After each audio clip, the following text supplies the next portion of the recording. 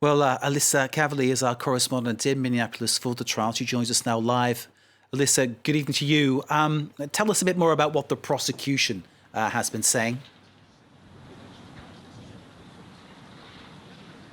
That's right. Closing arguments have just finished here minutes ago, so we'll get to those in a second. But the prosecution is basically saying that this was murder, and it is clear in the videos. Again, as you said, 9 minutes and 27 seconds. That is how long Derek Chauvin left his knee on George Floyd's neck. They are saying that it was solely asphyxiation, and that Derek Chauvin is to blame. Chauvin has pleaded not guilty to second-degree unintentional murder, third-degree murder, and third-degree manslaughter. So there's a lot to unpack on both sides here. But the prosecution brought 38 witnesses to testify about various aspects of the case, including experts who have agreed with the prosecution that it was excessive force and that that was the cause of his death. Now, we'll get to the defense in a second, but that's what they are arguing, and that's what they want the jury to take into account when they go into deliberations. Tell us about what the defense is saying. Obviously, Eric Nelson trying to make a point that, well, basically, his client isn't guilty of those charges. That's right. So the defense's attorney is attempting to put reasonable doubt in the jury's mind, because that is all that is necessary if the jury does not unanimously decide to convict on any or all of the 3 charges that he has been accused of. So if one juror, for example, decides that he has reasonable doubt and he does not think that Derek Chauvin intentionally or unintentionally killed George Floyd, it will be a hung jury and the trial will be thrown out.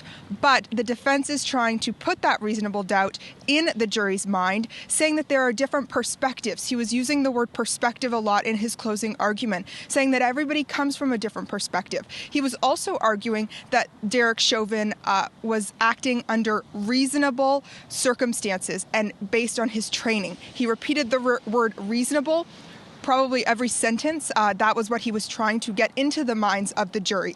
It was reasonable actions on Derek Chauvin's part is what he is saying. He also argued that George Floyd's drug use and his pre-existing heart condition and hypertension were actually contributing factors to the death, and the asphyxiation was not a leading cause of death. Therefore, Derek Chauvin is not guilty of murder. And those closing comments from the defense still continuing, Alyssa, I understand, in the building behind you. Do we know when a verdict can be expected? We don't know. The judge said to plan for a long deliberation and hope for short. The jury will be sequestered all week as they go through all of the evidence. Now, the city of Minneapolis has prepared for this. They're closing schools come Wednesday, just in case the jury does come back. They are not expecting the jury to come back tomorrow because there is a lot of evidence to sift through and discuss. So we really don't know, hoping for this week. And like I said, the city has prepared for potential outbursts or potential trouble in the streets if whatever that decision comes down to. They have deployed the National Guard just in case. And again, schools closed on Wednesday. Alyssa Cavalier, thank you very much indeed. The defence are still delivering their closing statements in the trial of Derek Chauvin. And as Alyssa was saying, the verdict, we don't know exactly when it's going to fall, but of course we are standing by and we'll be there when it happens.